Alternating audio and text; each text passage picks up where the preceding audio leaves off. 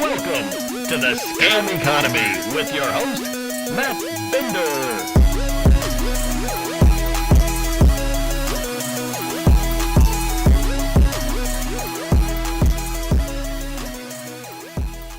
What's up, everyone, and welcome to the excuse me, jeez. It's 10 o'clock. I'm getting in the mode now.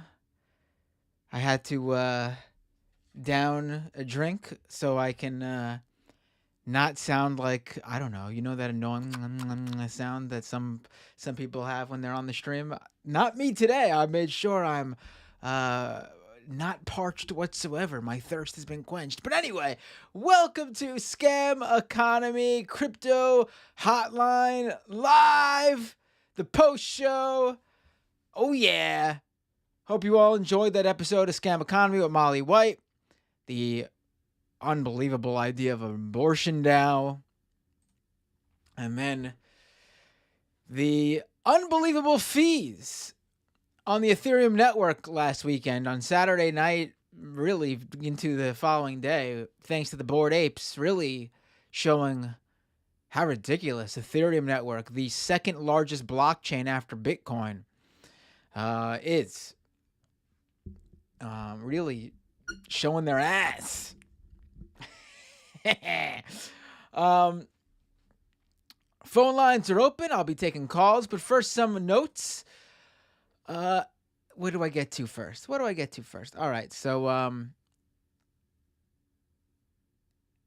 at the end of this month, May 26th, I will be live at the Digital Void Festival in Brooklyn at the venue Littlefield. It's going to be an event with other podcasters, other online personalities. I'll be sharing the stage with Bridget Todd's No Girls on the Internet podcast. And then we got Dylan Adler and Jake Flores of Pod Damn America doing sets.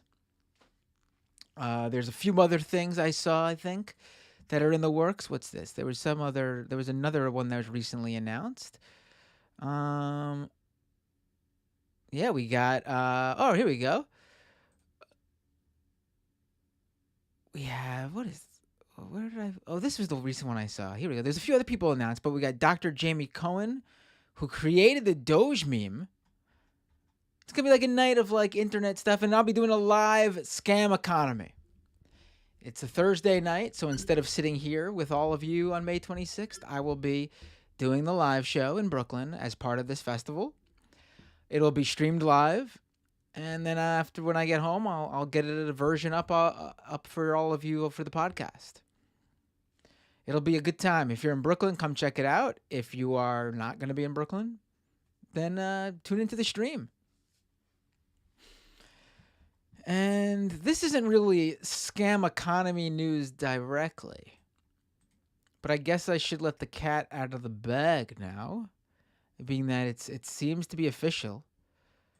They haven't announced it yet, but I received my travel arrangements. I'll take your call in 1 second, Cameron.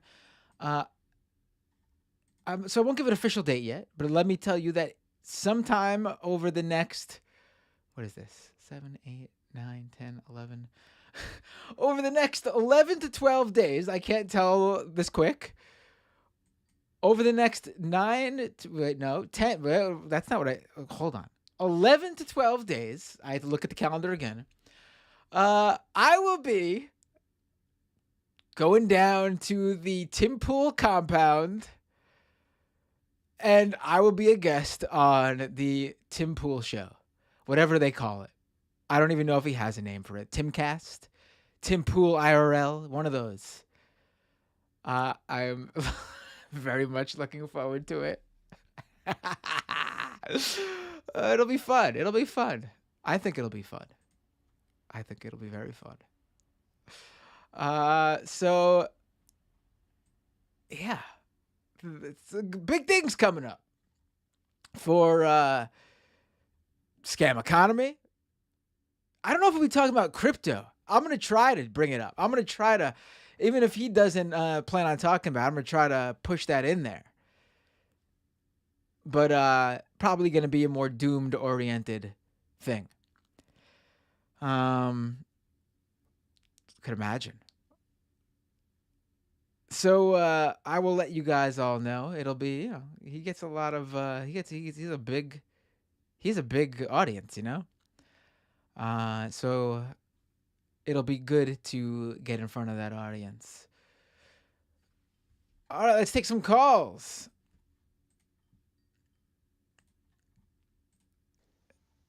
Hey, what's your name? Where are you calling from? Whoa ho ho!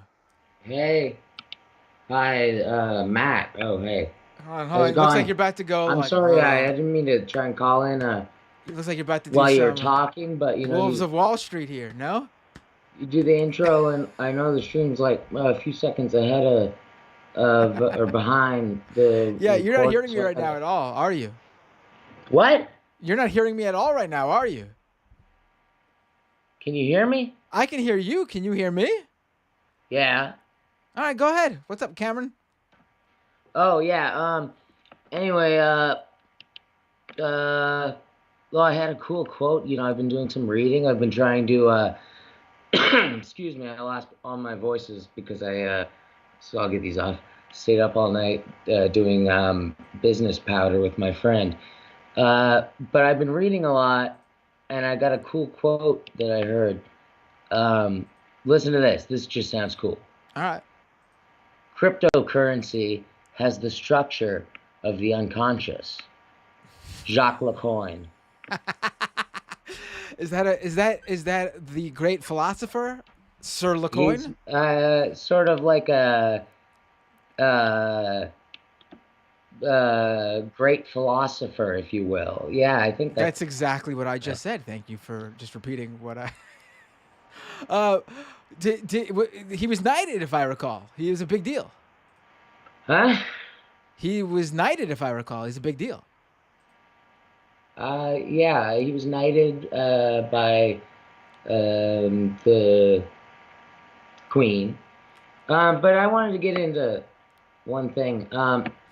Excuse me. So we did have an issue this week. Oh, at the mine.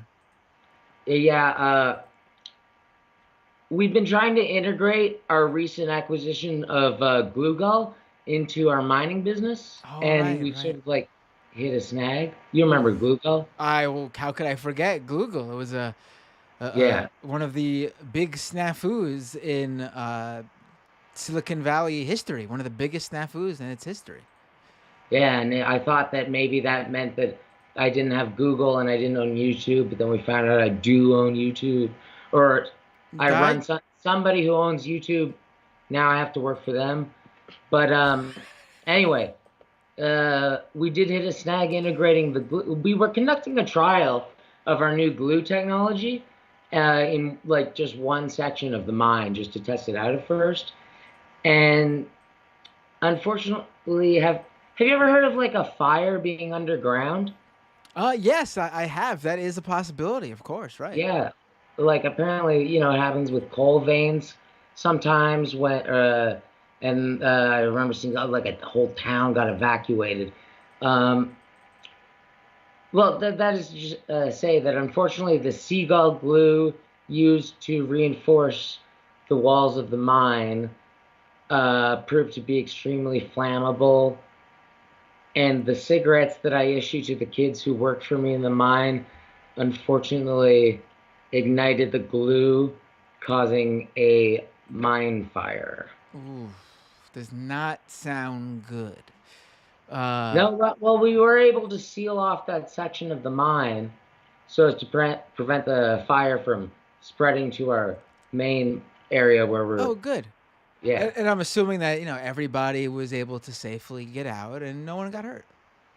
No one got hurt. I know one got hurt because we were able to seal the mine immediately, and none of that cigarette and glue smoke pollution went out into the air and hurt the neighbors and affected our ability to call ourselves a green company.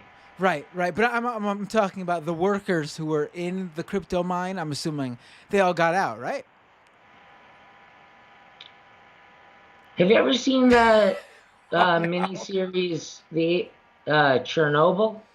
Yes, yes. Not a pretty, a very, yeah, not a pretty thing. That, yeah. But informative. It does. You can learn some things about how to run a business. Um, I don't know if that's anyone's takeaway after watching that show, but yeah, well, a lot of people stay broke and they don't learn how to be business, they're just and they not gonna don't make learn it. how to be good mining guy. Right. Um, So, what else do I have? let me ask this question: how many Go employees ahead. did you have in the mine? Go ahead. Ask me the question. How many employees did you have working down in the mine before this problem? That was all. All that information was on some paper that's now been shredded. Oh, okay. Yeah. Are there any employees who were working down in the mine not Yeah, it was. currently down in the mine? Yeah, most of them are still down there. We sealed that one section off. We gave people like N95 masks or whatever you call them for the smoke. And, um, actually, I don't know if I can get into this too much more. Why don't I just give you the top three Bitcoin currencies to invest in this week for your viewers? And I'll Sure. let you go and continue your goddamn show where all of you people don't understand that you're not gonna make it rich. Sure. Go ahead. Okay, we got the top ones are today is Mr. Coin, Funbox, Twitch Streamium. Sounds interesting. Are any of them? How do you rank them? Are they ranked by how much? They're ranked in the top three. Those are the top three. Top That's three for top three for what? Like, of coins but how are they being ranked by according to the best. and how do you decide what's best? What attribute gives it that quality best? The number go up. Okay. And have you made money off of these coins? I've made more coins off of these coins. Got it. And Extensively money. are you See, connect? when your money's like in a bank, you don't think that it's actually all there, do you? No, they float it around, and that's how this works. Got it. Right. And so I guess this one last question, then I'll let you go. Do you have any relations with these coins you just named at all? In terms of friends with the founders, possibly some sort of business relationship. Just want to, full disclosures necessary on my show. Well, I'm friends with Madison Cawthorn. Well, what was that? I said, you that thing you said about your mouth being dry. Now that's happened to me. I'm friends with Madison Cawthorn. Oh, okay. Okay. And Okay. he knows. He knows the good ones, right? He knows. Right. Okay, wait a minute. Yeah, you do look familiar now. Are you the guy in that video?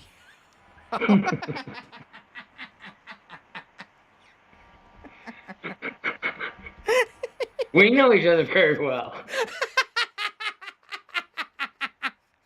Cameron, always a pleasure to hear from my favorite crypto miner. Yeah, I gotta get back to work, man. Have All a good right. night. Take care. Have a great night. Bye. No. Folks, I think we just found out who was in that video with Madison Cawthorn. Let's I'm actually sort of, oh boy, I need a minute. I need a minute.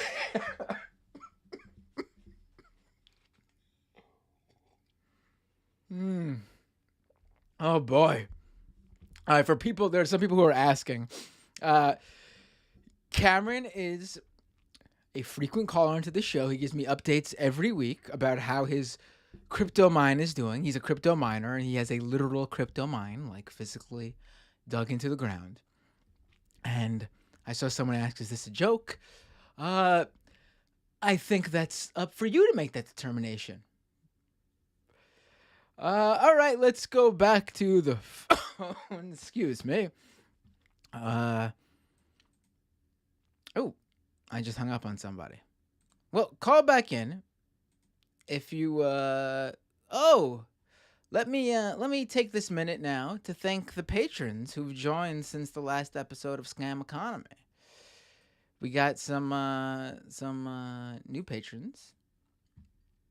Oh, someone's calling. Well, I pulled up the Patreon page. I will take this call. Hey, what's your name? Where are you calling from? Hello, you are on the air. What's your name? Where are you calling from?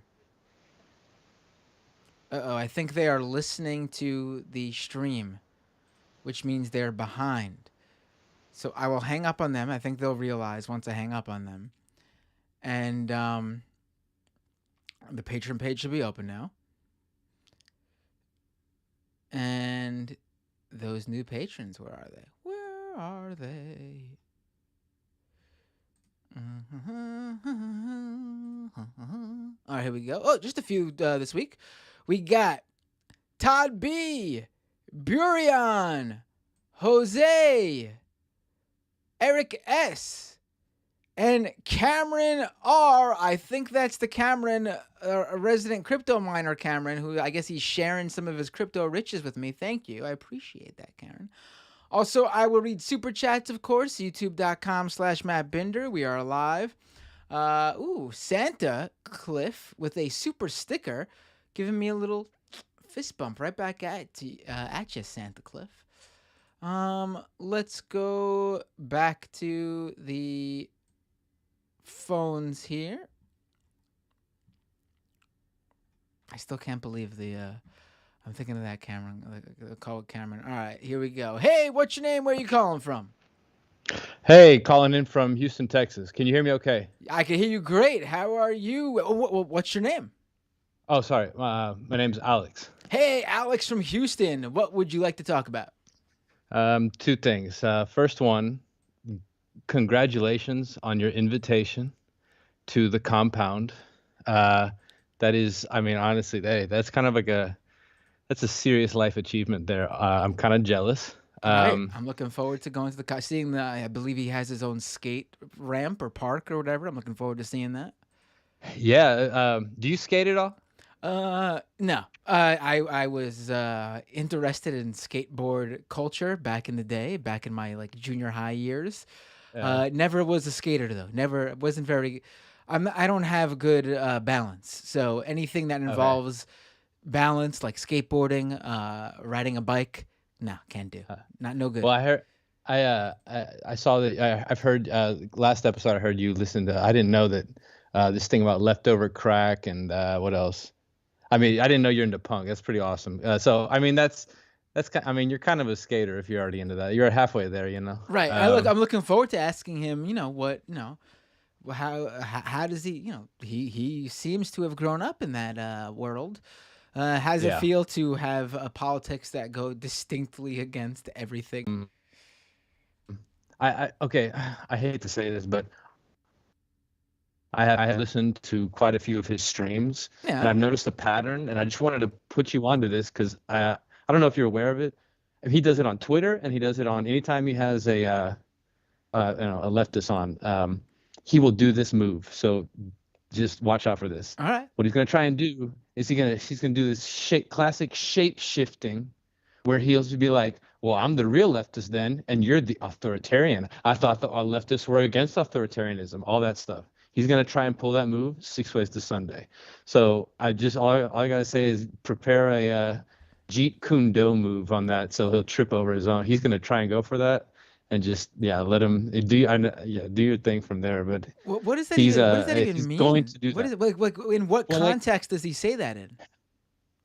I mean, with the vaccine, for example, let's say he'll be like, okay, well, in the face of a pandemic, it's authoritarian. He'll go out of his way to say, oh, this is authoritarianism, this is tyranny.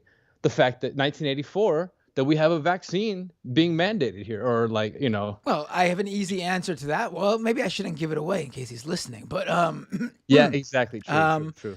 I mean, there's an easy answer to that one, and that answer is that there literally is no vaccine mandate. I mean, it's not a big surprise. I mean, if he says that, I would be shocked that he would. I mean, maybe I shouldn't be if he did, but I mean, there is none. It doesn't exist. I'll put it. I'll make it real simple. Like basically, because he wants to debate about things that are not there's no debate about, like the shape of the earth or if the sky is blue. Right. So I mean, just a really simple way to look at it is like he wants to sit there and argue about stuff like, oh, I don't know if this person is really a human or not, or is rape bad or not. I mean, we could scale this however many ways we want to, and what he's going to do is then because there's any consensus on the fact that the sky is blue or that the shape of the earth is round, that is a mob. That consensus, that group of people who all agree that that the earth is round and that the sky is blue, or that rape is bad, or that every human being is deserves a right to this or a right to that.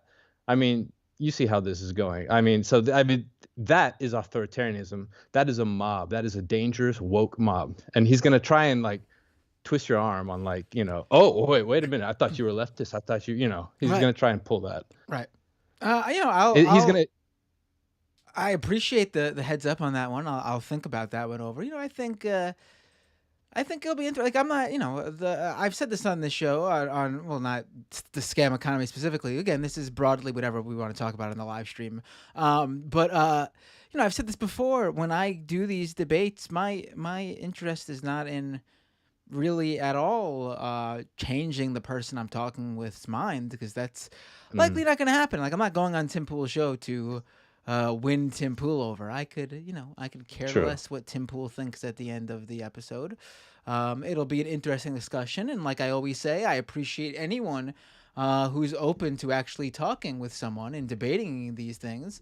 But my goal is not Tim Pool. But my True. interest is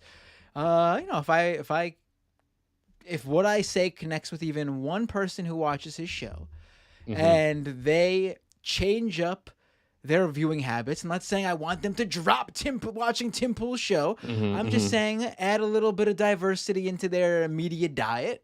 Then that's in my opinion, it'll all have been worth it. True. There is a gray area, and yeah, you're very, and what you're very good at. I think I've told you this before. You're very good at maintaining the composure and in the face of all ridiculousness, and I think that goes a long way. And there's one more thing I wanted to talk with you about. WWE. I know you like to talk about this. Would you flatter me, please, about this discussion? Yes, in fact, Okay. I've had requests to do more wrestling episodes, and then when I do them, I usually have requests from the people who did not ask for those wrestling episodes to stop doing the wrestling episodes. Maybe that's the third show. Maybe eventually there's a third show that's a wrestling show. Awesome. So I heard you today on Majority Report talking about how they are the most progressive audience, which blew my mind. I don't know a lot about it. I just don't know a lot about it. Right. I'm more so I should say that the poll, we didn't really get a chance to go into this too much. The poll is a little bit dated. I think it was about 8 years old or something. It was a survey, like a really big survey with thousands and thousands of people surveyed. It was a legit survey taken by a legitimate research company. I don't have it on me because I pulled it up earlier today on the Majority Report when I was on. But I've definitely sourced it before. I might have even brought it up on this very show when I have had David, not Scam Economy, obviously. I'm still in Doomed mode, I guess.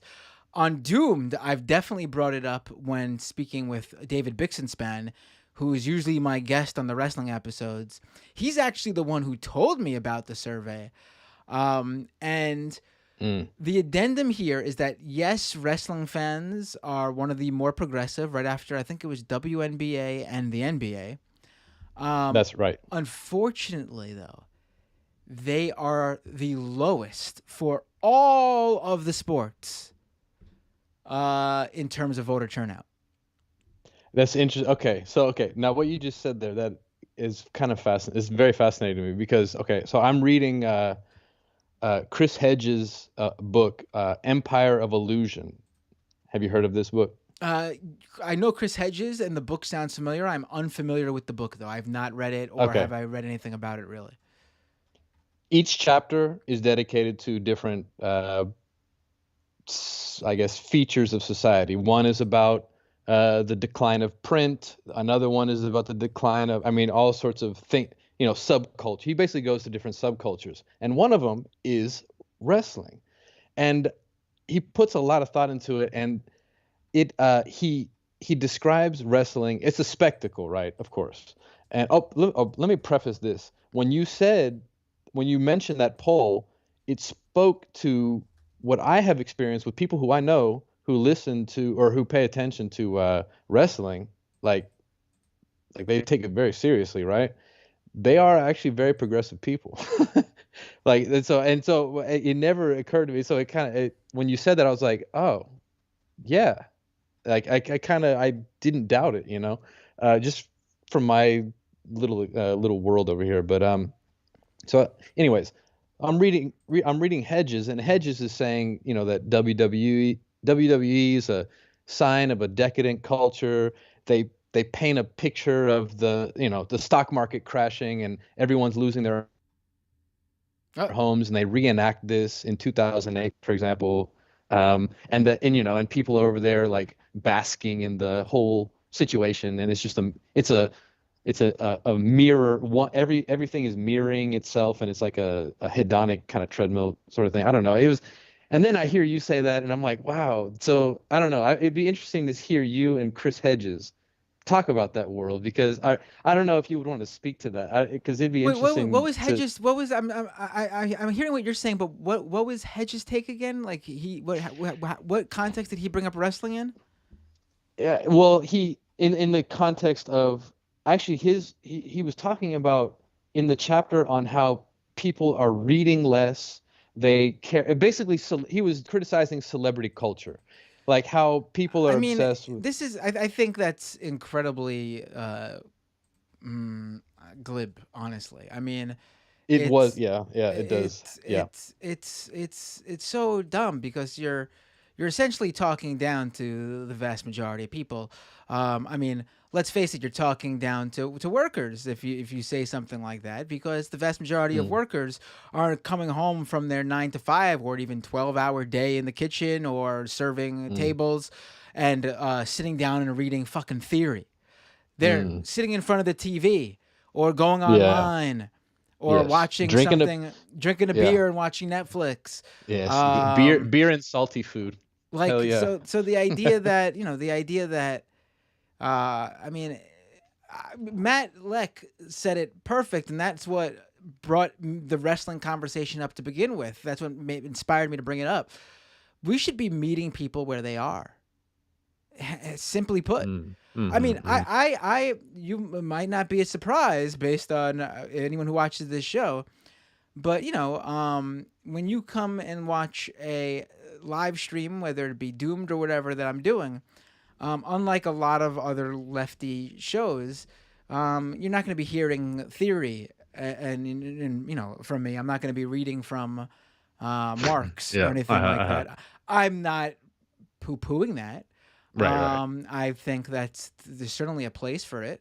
Yeah. And I think, it is important if you want to get really deep into the ideology to understand certain texts, and certainly Marx is one to read.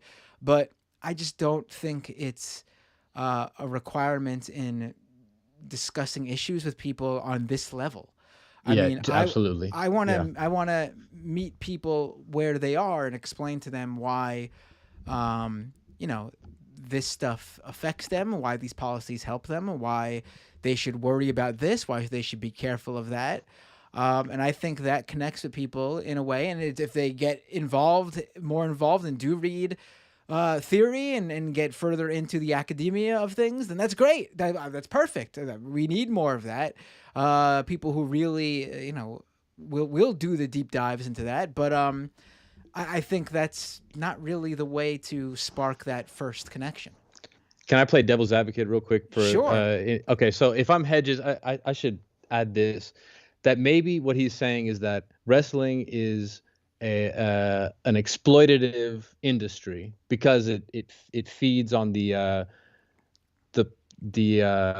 way it creates a spectacle. It attracts people who are who are on the cusp of they're in a precarious situation, and more likely than not. And I mean, at the end of the day, it's entertainment. Like it's a spectacle. It's an True. art. It's an art form. I True. think that's why it connects with people who are leftists more so than people on the right. I mean, the old style of wrestling from when people thought it was real, that immediately makes people think it must be conservative. You have more Iron Sheik. Not even Iron Sheik, but booing Iron Sheik, booing all the foreigners and stuff like that. Yeah, sure. But that's maybe because the art form of wrestling that didn't really come about, wrestling as a art more so than a sport, which it's not, obviously. I think that's what sort of grew its fandom on the more people leaning left of center, I should say, because I know people who are progressive or leftists usually get art in ways that most conservatives do not.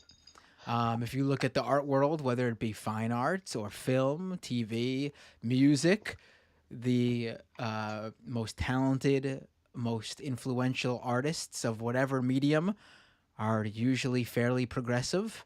And, there's certainly a reason for that. It just doesn't happen that way.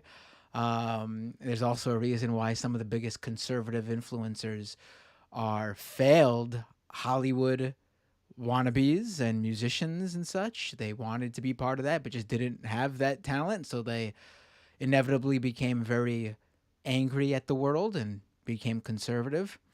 But you know what? Well, as you're talking, I'm realizing maybe the reason, another explanation for why there is so much of a progressive, or not so, I should say, why there is a progressive presence, let's say, in the fandom of the wrestling world, even though, as Chris Hedges would have it, even though the spectacle might be reflecting some very, terrible things about the way society is, with a stock market crash, or, racist attitudes to, the Iran hostage crisis back in the 70s or whatever. The reason why over time there is a progressive presence is because it's about play. And if wrestling is like a mirror of society, some people, they look at that mirror and they get really angry. I think we all know who that we're talking about here. But then there's other people, they look at that mirror and they kind of play with it. They see it for what number one, they recognize, it's kayfabe. It's a performance, and it is funny, and it's a way to cope. It is a way to cope, maybe, but then also it just adds another layer of being able to honestly, maybe it's a sense of a comic relief, because it is kind of funny. Also, when we're talking, you brought up how Hedges viewed it as maybe exploitative, and that was your take. But also in terms of who's being exploited, the people in wrestling who are exploited are the wrestlers. Yeah. But I don't think he's opining about. I don't think he's worrying about the talent. In terms of the fan, I mean, wrestling has to be one of the least exploitative of all these forms of entertainment. It's extremely accessible. Wow. Indie shows are what, $20? You get hours and hours of live entertainment for that. They're usually very family friendly, honestly.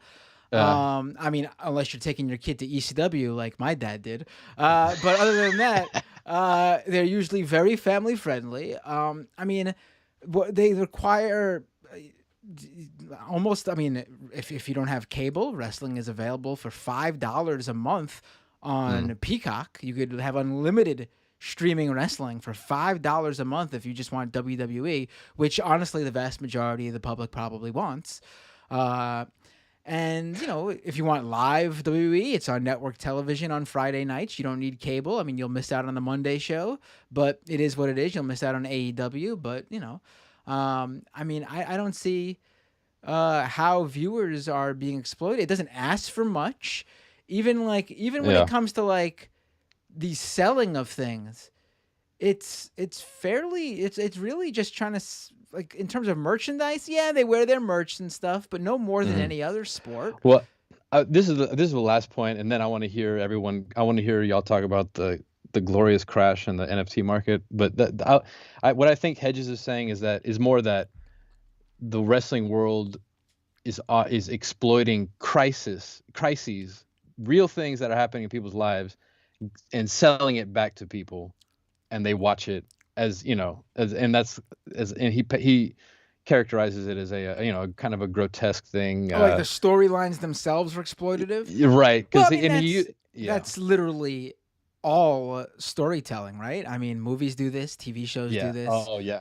I mean, and you know what? It's interesting that you compared it to real sports, because honestly, like I'm not saying real sport, like basketball, football. I should say professional sports. Those industries are just, they have little plot. They put story. I mean, I hate to say this, like, but those games are rigged. I mean, I've been watching basketball for so long. I mean, they got refs investigated by the FBI, you know, balancing out so-called the calls on looking on the sheet at halftime. In terms of like that's like obviously like illegal, like gambling style stuff. It's not rigged in the way wrestling is scripted. You know, when it does, like, it's not like every game's like that.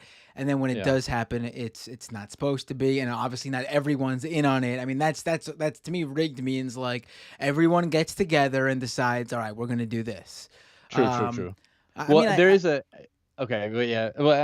then one more thing, wrestling is self-aware of its. There's a self-awareness, I think, with wrestling that just, I don't know. To me, I can see how the audience has a little bit, and when I think about it, the people who I know who are wrestling fans, they do have they're very intellectual in many ways, even though you would never, you know, like, what are you gonna go do tonight? Oh, I'm gonna go do wrestling. Like, really, dude? But it's like, they're some of the smartest people I've ever met, you know. So it's like, I don't know. And sports people, they're kind of, you know, they can tell you how many points somebody scored. I don't know. It's kind of boring, honestly. I mean, I'll say this: wrestling is easily the one of the more diverse forms of live entertainment. Whether we're talking sports, I mean, you look at that crowd. It's you know, the demographics in terms of like sex is, you know, you have tons of women starting to go to it's really not just a guy's thing to go watch anymore. Far from it. In terms of like racial diversity, I would at least here in New York City, I would say more, you know, black families and Latino families go to WWE events than you know, Caucasian people. I mean, it's really diverse in terms of the fan base, and you know, a lot of kids are in the crowd for a lot of these shows, and then there's also a lot of adults, and you have you know, this weird amalgamation of kids who are like viewing it as like Saturday morning cartoon type stuff, and then adults literally getting drunk and yelling and screaming, and it's a, you know, I mean, it's really a super diverse audience. So I think sounds like it. I think downplaying the wrestling audience is a really dumb move, especially when you find out that politically they're one of the more progressive and also the least likely to go vote, and how, hey, maybe like, you know, I'm not saying like it's, you know, I'm not saying that like the Dems should be investing in pro wrestling fan turnout, but I mean, I don't see the harm in like people like us just literally saying, you know, trying to activate some of these people. You know what I mean? Interesting. I mean, CM Punk's on TV. One of the biggest wrestling stars. He's on TV wearing pro-choice women's rights shirts. I Yeah, mean, and that's not ones to it. sell, like literally just Uh, pure political statement shirt. yeah, that goes a long way. It can start a conversation for sure. I mean, Yeah. Brian Danielson is a huge environmentalist. Oh, that's awesome. The New Day guys are very progressive, and I remember when over the past couple of years, really, they would really sort of bring that sort of racial justice to WBTV whenever something. When I think in 2020 with the obviously the Black Lives Matter movement, like they I remember showed some. They Wow. on TV. I remember if they did a kneel or something like that. But this is something that wasn't going on there. Like even the wrestlers themselves are a more progressive and diverse group of talent than I think you might find in other Stone sports Cold. as I mean, well. I heard Stone Cold Austin. You listen to his podcast, and he's like, he doesn't bullshit. And when it comes to like someone someone on Twitter or it was on Twitter, social media, they went up to him, or no, it was I was on video, and he was like wearing a mask, and someone was like, "Hey, dude, why are you wearing a mask? That's like that's authoritarianism." And he just looked at the dude and was like, "Shut up, dude." He just told him, Right. "Shut up." Like he's Right. like, I mean, he's like apparently he's like a very progressive. His podcast is great, I hear. I don't know if I haven't listened too much, honestly. So maybe he is, but he's probably more. He's probably somewhere in the middle with more progressive takes on certain issues. I mean, Mick Foley is the perfect example. The fucking hardcore icon, the most extreme wrestling name out there. Hall of Famer, respected, falling off of cages, probably the toughest motherfucker in the business. And this dude is a hardcore progressive, super feminist. I mean, everyone has nothing but the nicest things to say about him. I mean, let's hear someone say Mick Foley's a soy boy or some shit like that, please. Dude has been lit on fire, barbed wire scraped across his face, blood pouring down as he's falling onto exploding boards in a Japanese death match. I mean, that's who I want representing the left. Like Mick Foley should be our icon. And do you? I have a music question that I'm gonna hang up. Have you ever heard of the group The Explosion? Yes, I have. The punk band. Yeah, Flash, Flash, Flash. Have you ever listened to that? What do you think? Well, how do you rate that album on a 1 to 10 scale? What was that? How do you rate the album on a 1 to 10 scale? Is it a thing that you go? It's been a long time since I listened to it. Honestly. Okay. My favorite song on it. Hold on, if I remember. I'll read you. Let's see. No Revolution. God No Bless Revolution. I think that's the one. That's a good one. Oh, there's so many. Yeah, that's one. Terrorist, The Ideal, Reactor. Are they still active? I don't think so. Are they? Yeah, I'm looking here. Man, they only did 3 albums. I mean, 2000 Y2K was the last time. I mean, 22 years ago, and it sounds like they just I don't know. They're probably working in an Amazon warehouse somewhere, man. Wait, no, I see that they had some albums since. No. Oh, really? I mean, here on Wikipedia, that's what it says. Their discography is just 2000. I'm looking at studio albums. They had one in 2008. It says. Oh, 2000. Oh, okay. I'm gonna have to. Okay, so I'm gonna have to check your source there. I mean, that's still a fucking long time ago, but 2008 is a lot more current than 2000, I guess. Yeah. Oh, damn, hell yeah, you Okay, so yeah, wow, that's cool. You know them. All right.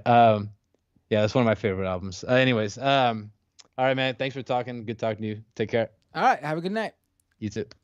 Oh wait, you didn't ask me about the. I think you wanted to. I think that was all going towards talking about the NFT drop. Well, that makes it sound like something else. NFTs falling off a cliff. Maybe I'll talk about that. Let's see. I probably want to do a bigger episode on that. So let's see. Maybe it'll come up. Hey, what's your name? Where you calling from? Hey, what's up, Matt? Can you hear me well? Hey, Dave from Jamaica. How are you? Not bad. Interesting discussion about wrestling. I think I'm going to kind of sum it up a little neater. I don't think wrestling is as self-aware, which what makes it even that better a mirror. Because people have to remember there's a meta game going on. Vince McMahon in real life is a very conservative guy, Right. and he likes to play around with the scripts. But as you said, the fans are not responding in the way, at least we assume he wants them to respond to, right? Like the people he makes to be villains, the fans like, and so on and so forth. So, but I think the best way for people to look at wrestling, it's a stage play. It is a stage play. It's like Shakespeare with drop kicks. I think that that would kind of I will say, and this isn't giving it up for Vince McMahon or the WWE. This is just a legitimate factual interpretation of things. In terms of like, they are definitely bound to servicing the fans.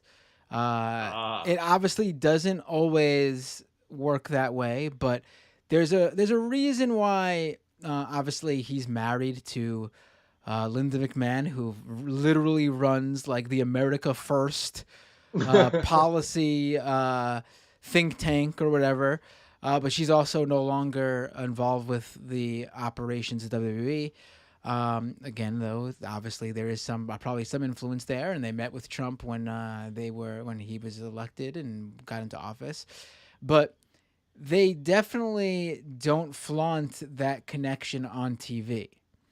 And they're very like this isn't Dana White of levels of stuff, UFC who's literally showing up at the RNC. Like if you don't think Vince McMahon was invited to the RNC and he turned that shit down. And that's not because he's like saying, "Oh, I'm disgusted." No, he loves the money. He doesn't want the money. He's very aware of who his audience is. I think, or at least the people around him are. Stephanie, his daughter, and his son-in-law, Triple H. You know, they have been very careful in how, and also given some service to, you know, more, social justice type, social issues. And you know, they are definitely bound to the fans, and I think, am I saying they always make the fans happy? Obviously not, but it's not like, again, Dana White UFC is just out there fucking being a right winger. Right. But I guess, and this is from a person who doesn't watch wrestling that much, but the reason why I think it's a little less subconscious, and because the way it reflects American culture in all its complexity, right? But, you know, a very hyper version of it, like a funhouse mirror, the way it accurately reflects American culture in all its complexity makes me think it's more of an organic type of mirror that wrestling is. You know what I mean? And that's why I find it very interesting.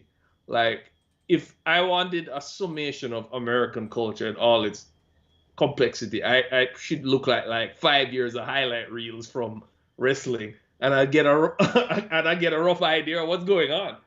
The funny thing is, though, culturally, because of Vince McMahon, they're usually very behind in like pop cultural references.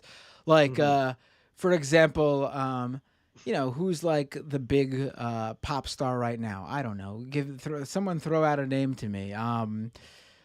Whoever it is, though, Vince McMahon will say, "Oh, we should get this person to perform at WrestleMania." Right. But that will be his idea in about 7 to 8 years from now. He's very behind on pop cultural references, like relevance, I should say. I see. So well, I do think wrestling is a good distillation of American culture, but in terms of like pop culture, probably not, because they're usually pretty behind thanks to. When I mean, you're right. I don't really mean pop culture, but I kind of mean what's going on in the heads collectively. Right, because yeah, they'll they'll easily try to turn something they see happening in current events into a storyline. They don't always, for example, over in summer 2020, they decided to take a bunch of guys from their farm league, NXT, throw them on WWE TV in like they were wearing hoods and masks, and they didn't call them Antifa, but they were very much supposed to represent Antifa. And they were the heels. They were the bad guys. They would be caught on tape defacing the building like WWE was performing in, like as in the build up to finally debuting them in the ring. But here's the thing, right? Even though they're trying to make Antifa the heel, right? Why I find it a good mirror is because the mere fact that they want to make Antifa the heel kind of reflects what's going on in actual society, where they want to make Antifa the heel when Antifa's not really the issue. Right. No, yeah. And that's why it's such a great mirror. And another the group's name was Retribution. But then another thing though that also is weird is that during the late 90s, when WWE was going through their more risque, like TV rating, mature content stuff, they were getting a lot of shit from like conservative groups, like religious conservative groups who like those focused on the family type organizations that try to like rate like or apply pressure to like TV networks to like censor certain content because think of the children. And during that period, that's who they were feuding with. And then what did they go ahead and do? They started a heel group, a bad guy group of wrestlers who were called the Right to Censor. And they would dress up. They would dress up like Mormons, sort of, with like the white shirt and tie, and they would come out and speak out against all the risque stuff. And then like one of their like more risque wrestlers, like the Godfather, whose gimmick was a literal pimp, or Val Venus, whose gimmick was a literal porn star, they would come out and then beat up the heel group who was trying to censor the WWE. I remember that. So that's why I think wrestling will always be very successful, and for people who look into it, as I said, it's modern day Shakespeare. Because if you go back in time, who you think was going to Shakespeare play? Was it the aristocrats only, or it was the common folk watching the stage play? And this stage play just happens to have drop kicks in it. Right. Now, I guess maybe the words are not as fancy, but it still is reflecting of what is going on in society, which I think it has some value. And I'm not even a big wrestling fan, but I can see that now because people need to say it's not so much a sport, even though it's physically demanding. It's a stage play in all its glory, where people sit down, have fun, watch together. And for people who want to look more deeply into it, you can see a lot more. You can get a very nice distillation of American culture, not pop culture, but culture in general. From just watching it, there's a lot to learn. So I think Chris Hedges he might have been focusing too much on one angle and not stepping back and viewing it in a broad lens for what it is, right? Like, I'm trying to think of a wrestler that I used to watch when I was young, The Undertaker. I heard, like, behind the scenes, he's a very nice guy and whatnot, but unfortunately, he's like a Blue Lives Matter nut, right? If memory serves, am I correct? Wait, who is that? You cut out for a second for me. The Undertaker. I heard on the flip side, yes, the very Undertaker. Positively about him, but he's a Blue Lives Matter nut. Yes, on the flip side, you have someone like the Undertaker, who didn't make his politics very, because he's the guy who lived the gimmick. Like, he didn't do interviews, he didn't do appearances. His gimmick was supposed to be a literally like a zombie back from the dead. Right. So he lived the character and tried to be like a spooky, mysterious guy for the vast majority of his career. But then as he got older and was contemplating retirement, and was being caught just doing normal everyday things with his wife, he started to let his own personality come through. And I think a lot of fans were disappointed to find out that It's not only like the Blue Lives Matter shirts. If I recall, David Bixenspan shared that he had some ties with some pretty shitty right wing folks too. I mean, it's Which is kind of sad because I heard like in the business itself, he was very helpful to other wrestlers and stuff. yeah, Because I but he heard also people say has a this. lot of. He also Yeah, has go this. Oh, he's also since doing these interviews. Now that he's dropped Mhm. the whole mysterious bullshit, Right. he's come out and really also let himself like one of the things that that has moved in a positive direction in the locker room, like with the talent, is that wrestling was a really frat like thing, as I'm sure all Right. sports are, but like really like over the line in terms of like some of the stuff you would hear about really crossed again, I'm sure this happens in other sports too, but like crossed over into like literal physical assault, sexual assault probably, and not cool at all. And a lot of times there's this thing back in the day literally called wrestler's court, and if two guys had an issue, they would take it to the wrestler's court, which was literally the Undertaker,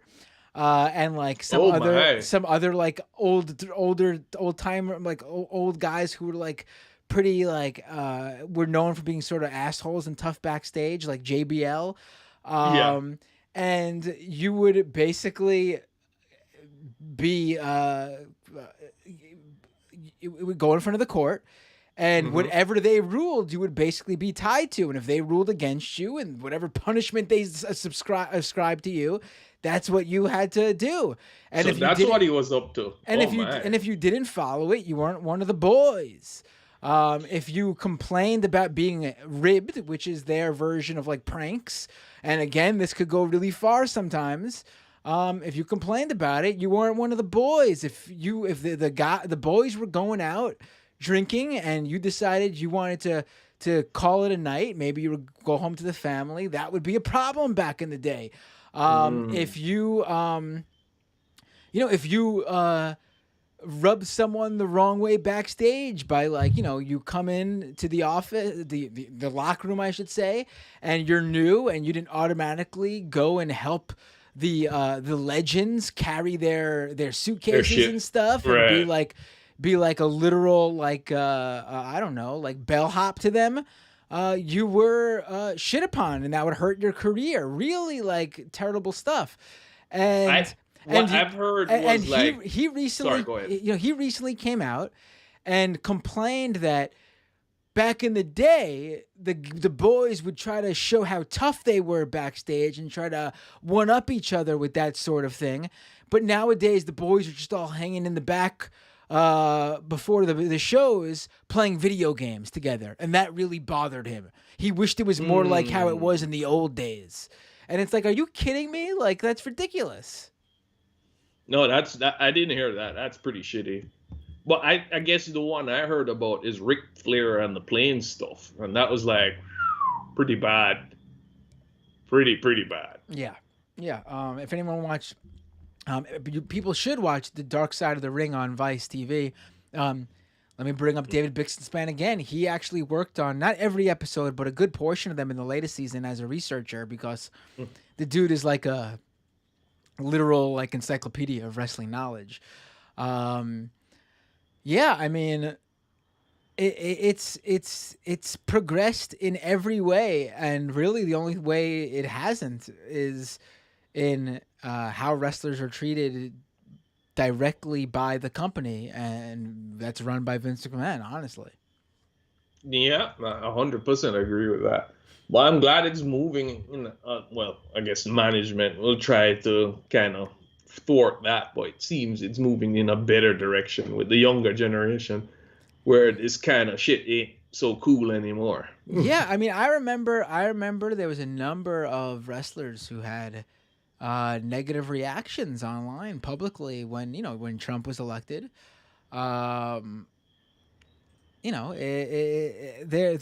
It's definitely changed big time. It's definitely changed. But I mean, the conservative ones tend to be the older guys who are. I mean, look at Kane, Glenn Jacobs, mayor of Knoxville County. I mean, He's very right wing, but you know what? I mean, Oh, is there any stories about Jesse the Body Ventura? Because I know I like Jesse. He turned Jesse? out all right. All the Jesse stories are actually very good. In fact, the most famous Jesse Ventura, like being a progressive in wrestling, he was one of the earliest ones. He, back in the 80s, tried to unionize the WWE locker room.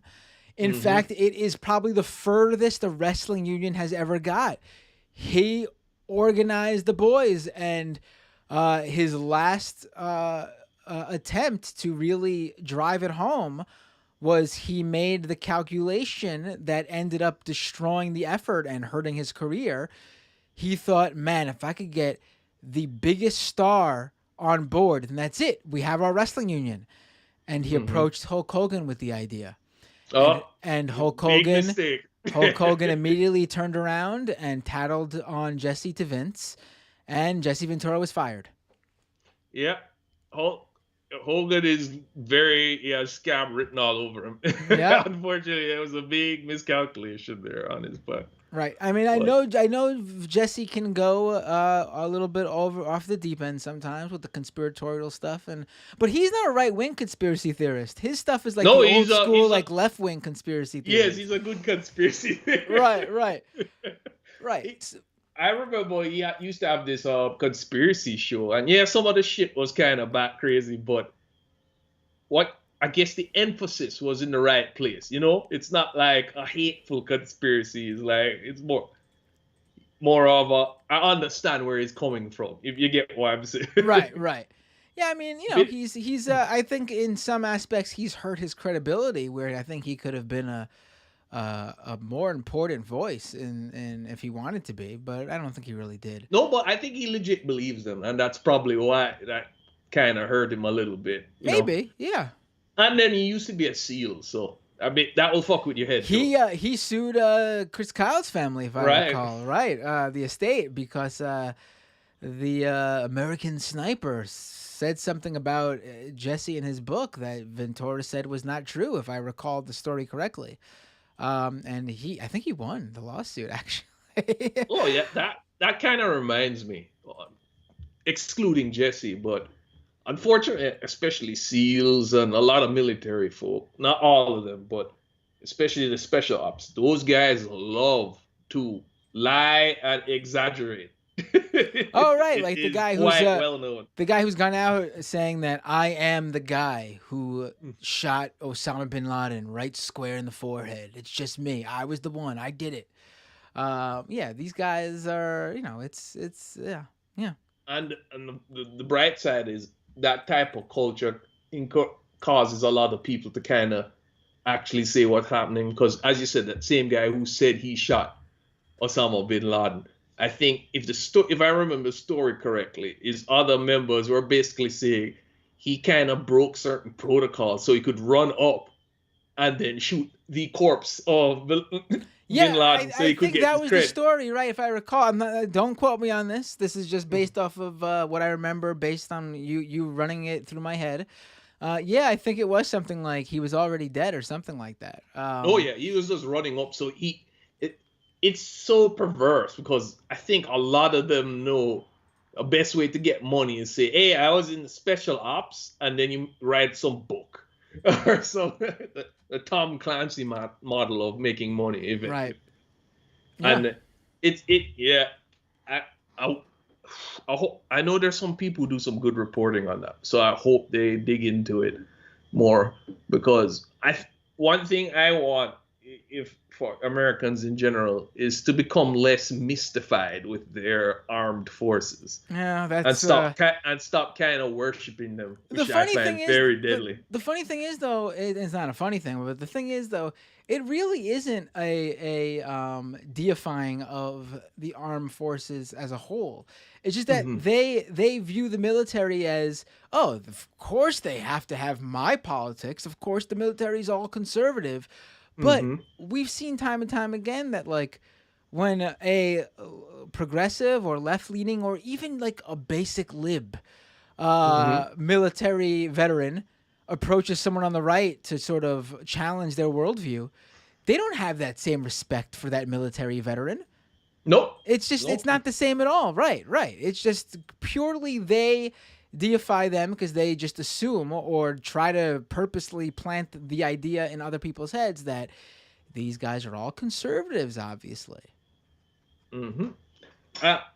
Well, yeah. No, you're 100% correct on that. Well, I think I better hop off because I'm doing the thing again where I'm hogging the line. No, you weren't on that long, but if you're done, that's it was a great call, Dave. Thanks. No, thanks. I guess the thing I want to leave off with is as you were saying, I think we need to be a little bit more open-minded, especially with the media we consume. And I understand, like, I think maybe there's fatigue, like superhero movies are fatiguing folks. And granted, they've been going on for almost 2 decades now, or whether it be wrestling. We have to kind of, even if it's not our cup of tea, we have to kind of examine these things so we can understand why people like them, and maybe we'll kind of surprise ourselves. We might find it's a little deeper than we think. Right. Yeah. At least with wrestling. Yeah. For sure. Yeah. Thanks for. And then again, I guess I'll end this on a joke. Go ahead. If people are tired of superhero movies, the next thing coming might kind of make them wish for them to come back. But my prediction is when we're tired of the superhero movies, maybe in the next 30 years, what's next is the live action animes. Well, we'll be wanting back our superhero movies very soon. Yeah, maybe, right. Right, so later, Matt. Take care, Dave. Always a pleasure. All right, folks. I think it's time to because I think maybe it's just again, it ebbs and flows. Sometimes it's full of crypto calls, and other times not. I think maybe it's time to consider just revamping the name. Just go live. I'll go live every Thursday, like I do, regular old live stream. I'll take the crypto calls, but just to be clear to people, don't have to talk about crypto. So then I'm gonna drop the crypto calls specifically, the branding, I should say, for now. But of course, I urge anyone to call in to talk about crypto on Thursdays. Hey, what's your name? Where you calling from? Hello? Something's going on. I can't hear you. Could not hear you.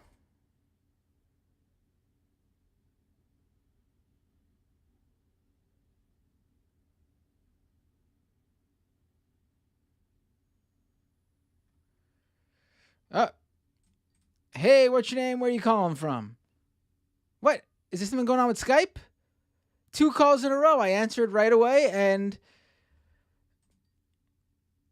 hey, what's your name? Where are you calling from? Hey, Matt. It's Tony from Texas. Hey, Tony. What's up? What would you like to talk about? I was somebody attempted to crypto scam me, and I wanted to share. Ooh. And I got an unsolicited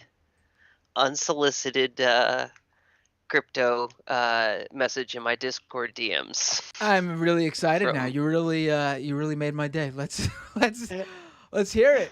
So let me grab my OBS, and if you want to share my please, I'm sharing the yes. Oh, I'm gonna remove me. Hold on, I'm gonna remove me from the because we should just see this. So for those listening on the podcast and you not getting to watch live, do you want to read it? Sure, Matt. So you are in. Looks like Discord, right? Mm-hmm. And this is a direct message, correct? Correct. Okay, so you got direct message on Discord. Have you? Is this person in any group with you? Or? No group. No. If you look underneath no the name, servers in common, right? No servers in common. So Jerry W173 messages you on Discord. Mm-hmm. City of Gold is a project you don't want to miss out on. They pay you to own their NFTs, which are mansions and estates on top of plots of land Oh, it's digital real estate. Not to mention, they help you source funding and partners for your own project or business. We are currently running a contest where every 5 invites to our server, oh, that's MLM right there, gets you a ticket into our raffle. Oh boy, there we go. For $250 USD. Every week, well, not $250 of whatever token it's built upon. Every week until our launch. Join the Discord with the link here. And we got City of Gold, 16,437 members. Oh boy. Oh boy. Oh boy. Yeah, that's. I wonder where they found you. I wonder if there is some sort of scraping service they're using where they're just scraping Discord channels for users. I wonder if there's a bot that's just automatically dropping into Discord channels and then throwing these messages out. I'm wondering why they targeted you. And I'm not saying they specifically like saw your account. I'm not even saying it was for a I'm just saying what made them message you. Like where did they find your handle is what I'm asking. Right, cuz in Discord you have to have like somebody's exact handle, like all the capitalizations have to be exact, and you have to have their unique like 4-digit numerical code afterwards. So Right. you can't, like, it is pretty much impossible to accidentally directly message somebody on Discord. Right. You could turn the screen sharing off, and I'll bring you your face back up on the feed. Yeah. And yeah, I mean, you should reply and see what it says. See if it's like there's a bot or if it.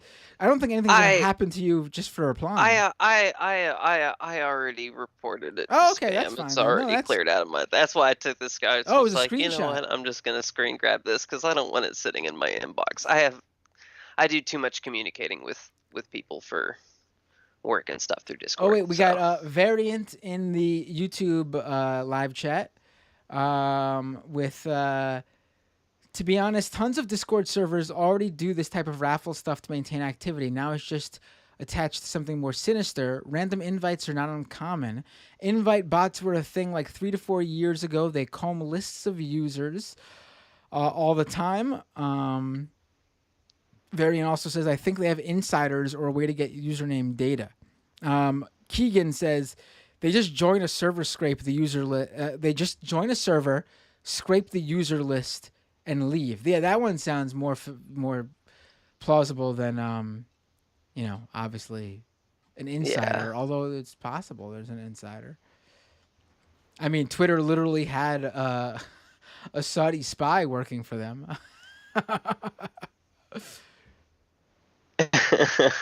Everyone knows that story, Susan right? D. Everyone knows that story, right? That's legit. Yeah.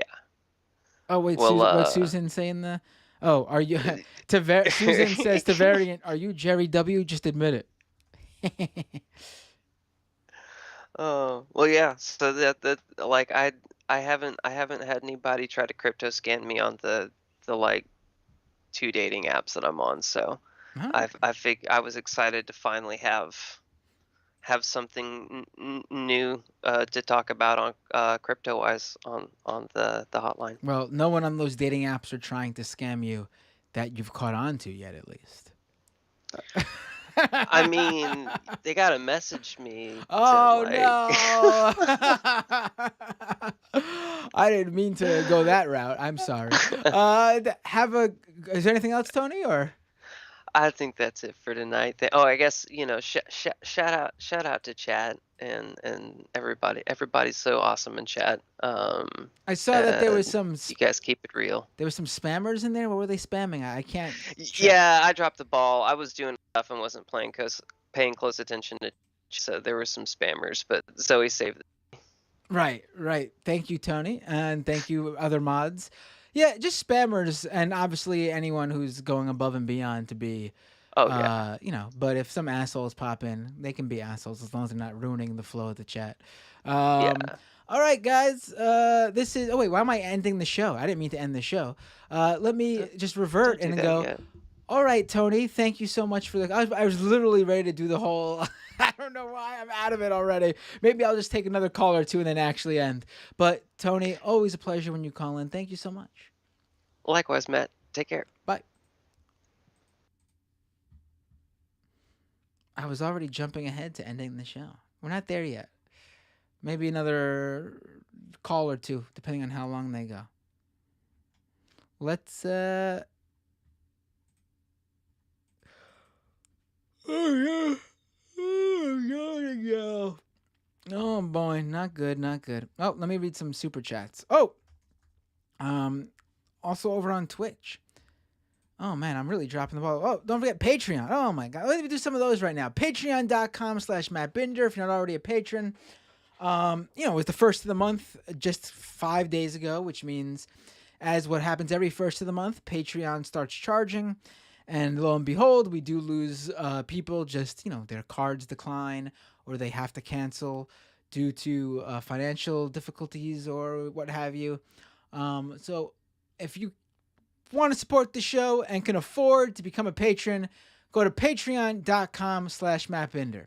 Let me take a call. Hey, what's your name? Where are you calling from? Hey, what's up, Matt? It's Omega. Hey, Omega. What's up? What would you like to talk about? Well, first of all, I turned 32, so I think this is the official year where I start to feel myself getting older. Oh, is today the birthday? Yeah. hold up. Happy birthday. And I don't know if you'll hear it on Thank your you. end, but you'll hear it where is the, what happened to give me a second. Hold on. Oh no. No Where'd it problem. go? Hold on. No, it is a problem. I gotta, where's, oh, here's the sound effects window and sound effects turned up. And we got, what are we gonna do? Well, I'll give you one of these. Yeah, baby. I'll give you one of these. I'll give you one of these. And I'll give you a round of applause. Happy birthday, Omega. 32 years old. Yeah, that's when I started to feel it. I would say around 32. Man. People ask you, "Oh, you're 30 now. Do you feel different?" No, I didn't feel any different at 30. 32, oddly enough, I felt, that's when the age hits you, I think. Yeah, a little bit, especially when I had some injuries like months ago. So it's kind of like, oh crap. But yeah, I was gonna say like, so what's the next big tasteless thing you think crypto's gonna delve into? Because I remember some people did NFTs about like with George Floyd's face on them, which is like Floydies. Yes, Floydies. They were yeah. and What was to that? be quite frank, I'm pretty sure if I recall looking into it, it was literally an NFT project started by white supremacists.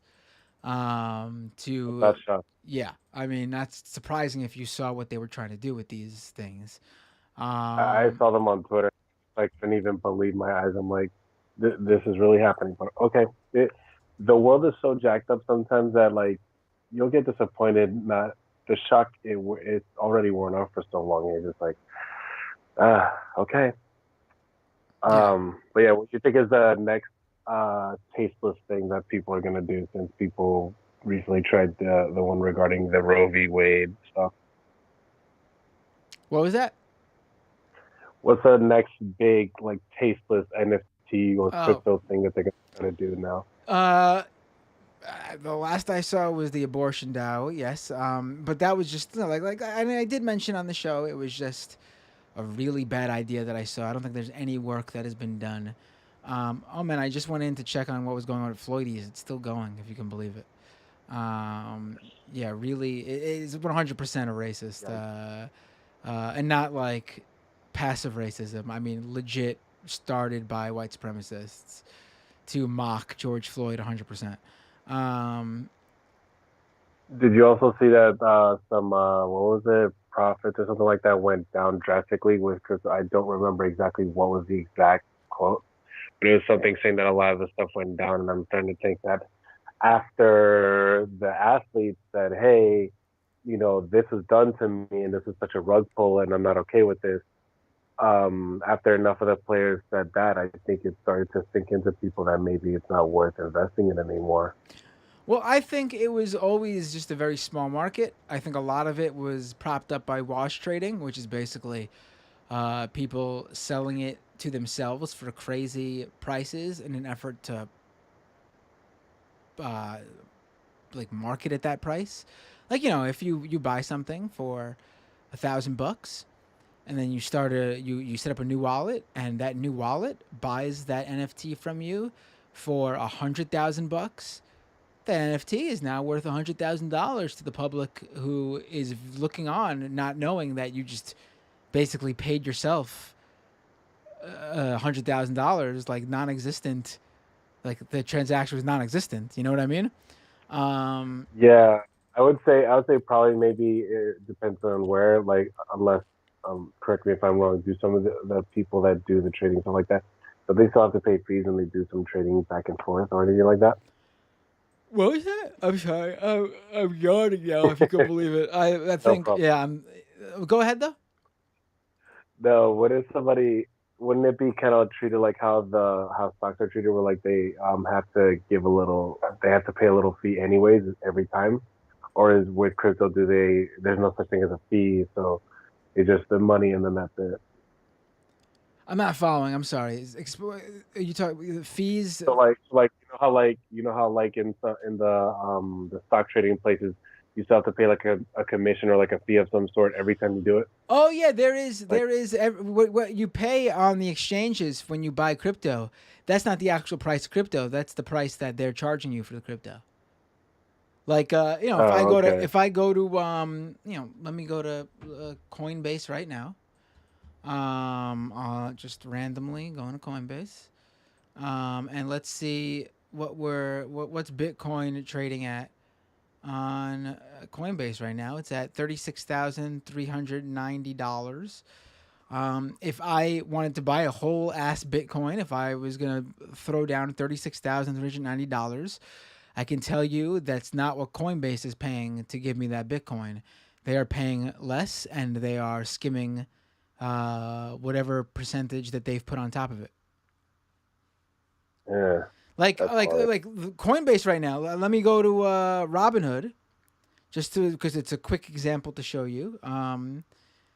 What's Bitcoin at on Robinhood right now? Maybe it's the same or close to it, but let's see. It's probably gonna not be the exact same though. No, because they have a different price. According to Robinhood, Bitcoin is trading at it just updated. They're off by a couple bucks, the two exchanges. But maybe if you went to a different exchange, let's go to I don't know, let's go to KuCoin. It depends how long it takes me to log into this. And let's see what Bitcoin is trading at on here.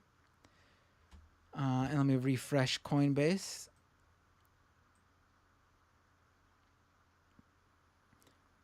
This one's a larger difference. There's about a $10 difference. Again, we're talking about tens of thousands of dollars here, but the two are trading $10 price difference on Coinbase and KuCoin, another exchange like Coinbase.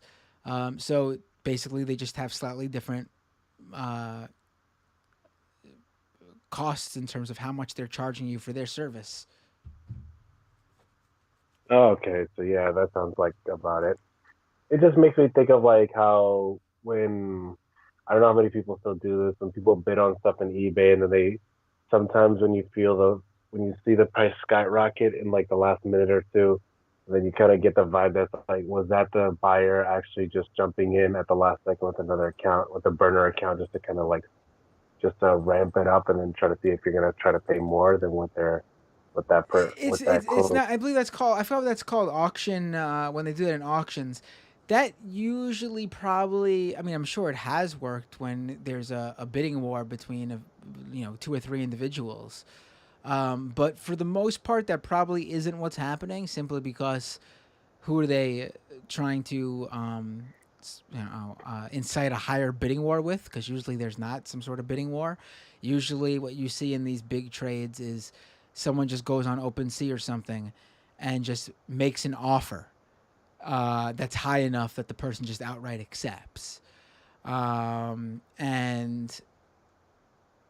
what you usually see with NFTs is wash trading, which is basically they're selling the NFT to themselves for an exorbitant amount, just so the transaction is put on the blockchain and reported, and then people check out the recent NFT sales and see, oh my God, this NFT just sold for $200,000. That's, and it's not only just that NFT. If you're the owner of the project, or you have other NFTs in that project, it'll pump up the floor price of the project in its entirety a lot of times. So yeah, it's like when somebody manages to sell like a very rare collectible item, and then it's like, well, now it's gonna be closer to this now because it was sold at this price, and then somebody somewhere was able to record it and then put it out there to people. Like, well, now this sells for say 2K or something like that. right. Yeah. Yeah, I Yeah, mean, it's what the next. It's hard to say what the next scam will be. I think, the things are in a. People are telling me Slice Keeper. It's called it auction. Oh, sniping bots, and then World War Ride. It said auction sniping. That's when you try to pump up the price in an auction war, bidding war. It's hard to tell what the next major grift will be, because I think the market's in a weird place right now. I mean, if you look at all the currencies and the NFT market, everything's in a downturn right now. I would say though that they're going to obviously continue to push the play to earn gaming stuff. It's going to be funny in the aftermath of Axie Infinity basically blowing up due to that hack. Yeah, I hope they don't touch video games with that, because to be honest, then that'll kind of make people less interested in playing them. I mean, Especially if you get something like, say, Fortnite or whatever, and then they decide to do that. It's like, oh, no. Square just sold off some of their gaming brands to invest in their NFT ideas, which really the worst possible time to do that. And also sucks that you would sell off your brands, which are actually worth something, to get involved in speculation. But earlier I wrote... They could have probably had the next big hit, but now they'll never know. Right. And earlier I saw, and then I wrote up a piece on it. Coinbase launched their NFT marketplace yesterday. And Coinbase is the largest exchange in the U.S., crypto exchange in the U.S., and they really were betting on their NFT marketplace being a big deal. For example, OpenSea, which is the current big NFT marketplace, they, what was the last one that I saw? So OpenSea on May 3rd recorded $124 million in transactions. Now, again, there could be wash trading and other illicit stuff going on there to pump that up, but they recorded 124 million transactions on May 3rd. Coinbase's NFT marketplace, which, yes, it's new. No one's expecting it to take on the big boy, the big player in the space, OpenSea, right off the bat, but you'd expect there'd be some traction, right? On its first day open to the public, it recorded 150 transactions. And that amounted to $75,000 in sales. And at the end of that day, they only had 1,120 users who signed up for the platform. This is the largest crypto exchange opening up their NFT marketplace, and barely was able to get more than 1,000 people to sign up, and was barely able to break 150 transactions. I mean, that's and they're spending. I'm sure at the end of the year they'll have spent $100 million at least on this Yeah, thing. especially during the Super Bowl time. Yeah. Yeah, that's oof.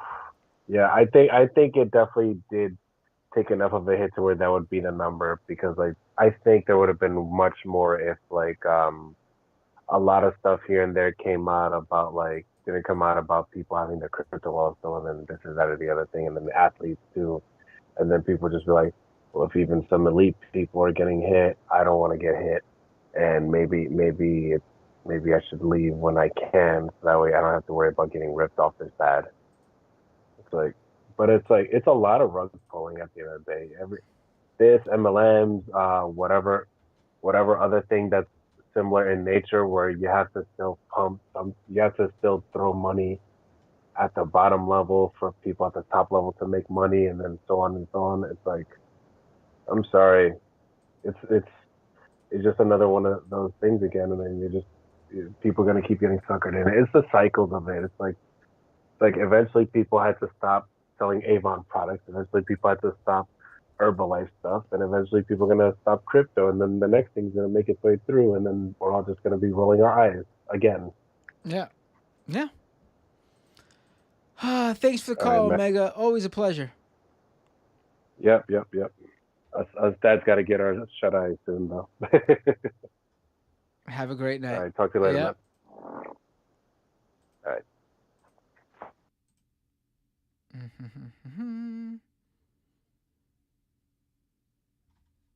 Let's go. I think maybe if there's one more call, I'll take it.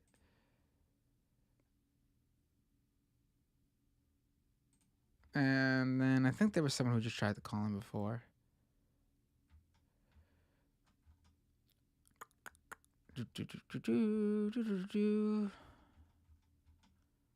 don't know why I have the Arkanoid song stuck in my head. Haven't played Arkanoid in some time, honestly. Let's go to I didn't read the page. I did read the patrons. I didn't read the Twitch folks. So since the last episode of Scam Economy, we got Twitch subscribers here from, where are they? Cranial Vaulter. John, just give me 1 second and I'll take your call. Let me just finish here. Cranial Vaulter with the Prime subscription. Cat Herder 13 with the Prime subscription. Nah 412 with the Prime subscription. Teacher Lauren with the Prime subscription. Shayna 420 with the Prime subscription. Corn Pop for Prez with the resubscription via Prime. Serious Business with the resubscription via Prime. Philbo Schwaggins with the resubscription via Prime. Steakum 619 with the Prime subscription. Robot Monkey Cat with the resubscription via Prime. They've been doing this for subscribing now for 6 months. Thank you, Robot Monkey Cat. Folks, if you are an Amazon Prime subscriber, connect your Amazon Prime account to your Twitch account at twitch.tv.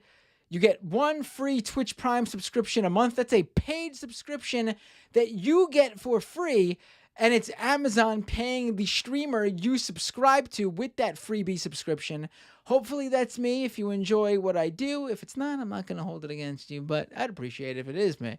All you got to do is connect those accounts, subscribe with that free Twitch Prime subscription, and you take from Bezos and you give to me, and it's a win, win, win. Thank you, everyone who does it. I hope more of you do it. John on the air, I feel confident it is you, John, even though I forgot to ask your name. It is? John from Peoria, of course. Hey, John, what did they talk about? So I just was going to mention a few little things. Back in the late 80s, I think early 90s, when I still had only an undergrad, degree, I interviewed with. I don't know if you know of this organization called Franklin Mint. Probably a lot of people haven't heard about It it. sounds very familiar. I'm pretty sure So I've come across it. yeah, Franklin Mint used to sell these collectibles, and they'd be in like magazines. Occasionally, they had like commercials on TV, and it was usually some really crappy dish that was painted on, and you would collect this junk. It was all kitsch, and or coins. They were that's why it was supposedly a mint. After Benjamin Franklin, and they'd press these coins, and you'd get these commemorative coins. They still have like a web presence, but they're nothing what they used to be. And I interviewed with them back in like the 80s, late 80s, early 90s, and and I had always thought, there's just this thing in the back of a magazine. But I actually when I went down there, they had a trading floor. So they would trade in their collectibles.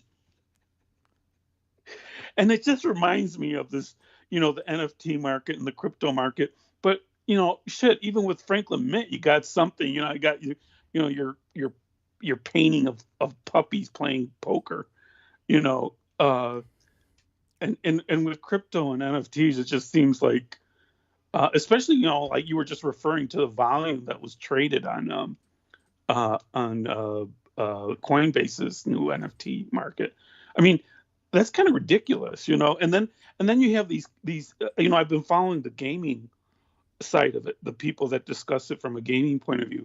I mean, why would anyone, they're just selling this to commodify every aspect of a game. It's these loot boxes, this facade that loot boxes aren't gambling.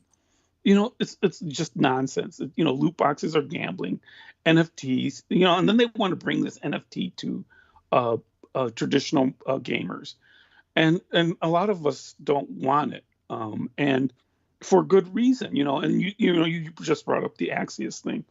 I'm sorry, the Axie Infinity hack, and that's I've heard reports that that's tied to the Lazarus Group, and really, we want that. We want that level of hacking associated with games, right? And for people who don't know, Lazarus Group is a North Korea backed hacker group. And the 600. I mean, apparently they're having a hard time offloading the NFTs that they stole. Yeah, because I mean, it was 622 or something like that. 625. I saw some reports. $600+ million worth of this token, but liquidity wasn't there. You know what I mean? Like I highly doubt there was actually $625 million actually backed by US dollars there. I mean, not just highly doubt it. Definitely don't believe that was the case. Well, it's not just that. I mean, trying to, there's also the aspect of trying to offload hot items. It's not easy to do that. Even with, the supposedly. Well, when people steal Bored Ape, they're usually able to flip that pretty quickly. You just got to sell it for under the floor price. Right.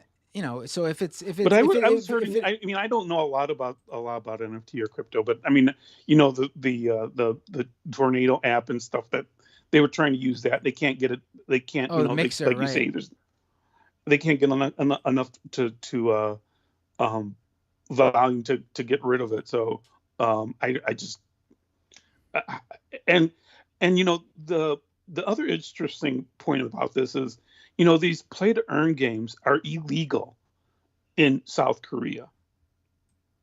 But who are they marketing them to? The makers of these games from South Korea? They're marketing them to people where it is legal, like in North America. So, but even the South Koreans know that is the government that they don't want it in their. They don't want young adults, kids. Playing it because it encourages gambling. So, and there's a big thing in South Korea about gambling. They do not like it. So as official government policy. So Smart. I mean, it's a horrible idea. I mean, gaming via gambling should be explicitly like casino style if you're gonna do it. So right, it's highly regulated and isn't marketed towards young people, kids right, even. Like look at Axie right. And I Infinity. mean, Like that is a game. I mean, play mechanics are shit, but I mean, because it's just like a basic bullshit like browser game. But design well, wise, most it of is these games are pretty easily bad. marketed Most to of kids. yeah, most of the play to earn games are, from what I've seen, are pretty horrible. Right. Um, and the other aspect, I mean, that the gaming channels have covered is that a lot of these games are, and I don't know, maybe a lot of people know about this already, and so I'm just like preaching to the choir. But uh, to get involved in the game, you have to be backed by people with real money to actually earn anything. The people that are sitting there in front of the computers earning the playing to earn aren't the ones making the money. They're getting paid like minimum wage kind of deal. Oh, you Even should. below, Did you listen to my episode with Ed Zitron on Axie Infinity? No, I didn't. I'm sorry. No, definitely go. We discuss all this in terms of it's called a Axie scholarship.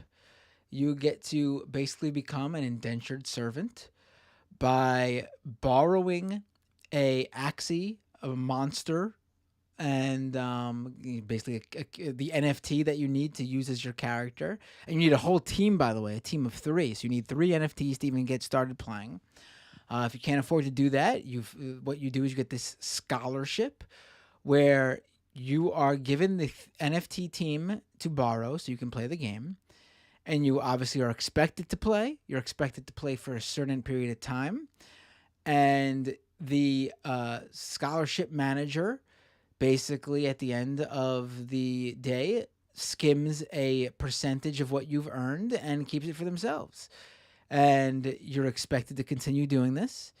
If you don't, they will rescind their NFTs from you and you will no longer have access to the NFTs, which means you'll no longer have access to playing the game. And also any sort of leveling or items you've gained from your playing for those NFTs to like, so you can make more ostensibly. You don't have access to those either because they was all just taken from you by that scholarship manager. Yeah. So I mean, it's just, I mean, this is what the it's like Square Enix apparently thinks is we all need, and gamers all want in their games now. So I mean, I don't know where these guys' heads are at. I mean, I shouldn't be surprised, that whenever I hear, this is a legitimate company or that's a legitimate company, I guess my life experience, I'm a little bit jaundiced. I worked for a company that back in the 90s that was a supposedly legitimate company and managed healthcare, where 5 officers went to federal prison. So I don't put a lot of trust that quote unquote legitimate companies are run by people that aren't just out and out gangsters. So, Right. but anyway, Yeah. Thanks for the call. Was there anything else? no. All right, thanks. Thanks for the call, John. Take Always care. a pleasure. Have a Bye. great night. All right, folks. That is the show for today. Don't forget to go to Apple Podcasts and or Spotify and leave a review. Why don't you do that right now? Why don't you just take a moment, open up your Apple Podcasts app on your phone. Look, I'll do it with you. Let's do this. Ready? Open up your Apple Podcasts app and just type in scam economy. You don't have to do it the whole way. It'll pop up. Apple will recommend it via the auto fill-in feature, and you'll see a list of shows. Click on, I don't know why the Lauren Ingram show is showing up next to my show. What the hell?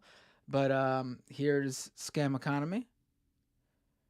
Oh, look at that. The green screen is is messing with it. And then just scroll down. And there's that star, the stars, see that? And just tap. Tap. Just like that. Just like that. Or just do it on your computer. Open up the Apple Podcast app. Or if you have Spotify, if you listen on Spotify, go do that too. It takes just a second to do. If you're still waiting for the stickers, yeah, I'm behind on that. There are people who've received them already. There's also a slew of people, probably more, who haven't. But I'm not forgotten you. You'll be getting your stickers, and that means it's also not too late. I will be going through this. Anyone who wants a sticker, just leave that review and then reach out to me. I'll put you on the list, and I will send one out. It's free. Scam Economy stickers. Some people have received them already. I'm going to reach out to people who have received them and ask them to send me pictures of them with the sticker if they want, or post it where they put it. Also,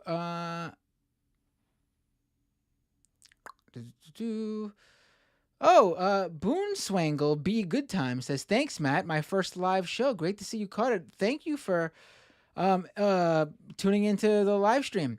Laughing Hair asks, is Apple the only place where you can rate podcasts? Apple's the main one I can think of in terms of rating. Spotify is another. As I say, those are the two main ones. You go to Spotify. Look, just open up Spotify. See, go to the search, type in Scam Economy.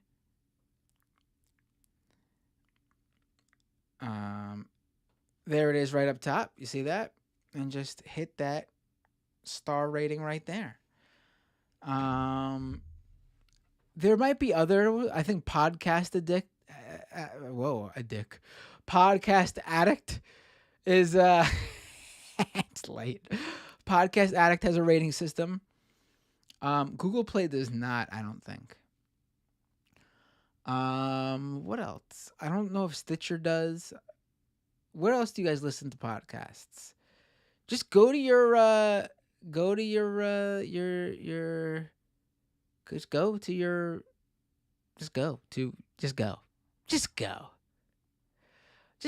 you listen to podcasts and rate it. And then drop me a message on Patreon and I'll get you a sticker. I need you to drop me the message so I could ask you for your address.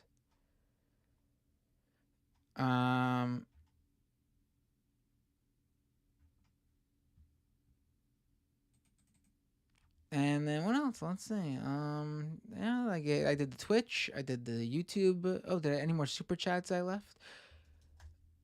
I missed. Oh, Django Fett with a super chat. A super sticker, I'm sorry. Oh, super stickers were really popular today. And then, Zachamania with a super chat. It's called wrestling, Binder. Right. It's wrestling. At least you're in Tennessee, right? At least down in Tennessee. It's wrestling.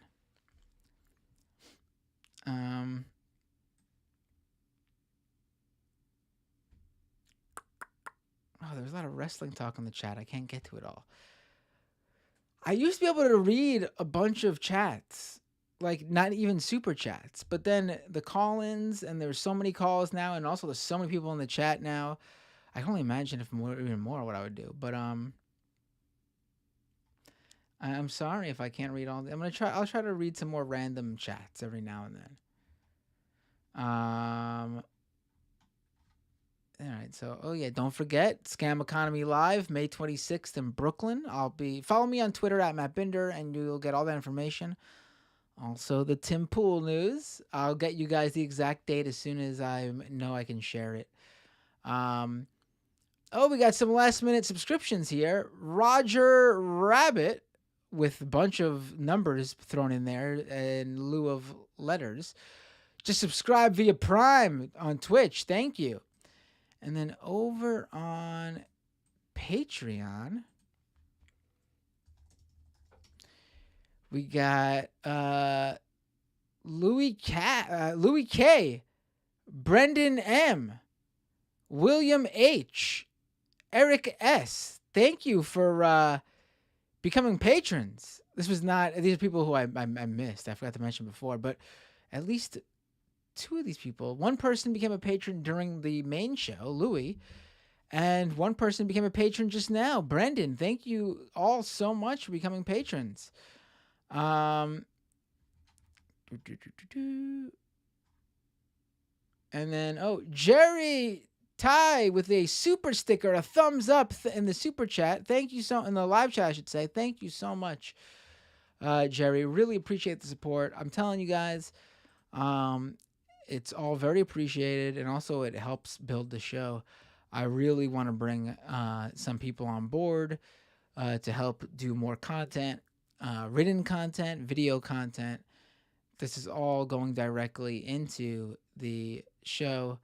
My dad asks me, did you acknowledge Kowalski's cup of coffee? I did acknowledge Kowalski's super sticker. Yes, I did. All right, folks. I am listening to my dad, Ponderosa Payne. Yes, and happy birthday. Oh, I just realized. Thank you, Susan, for pointing that out. Omega, you share a birthday with Karl Marx. Interesting. All right, folks. I will see you Doomed next week. Scam Economy next week. I will see you guys then. Have a great night. Take care. Yeah. Happy birthday, Omega and Karl Marx.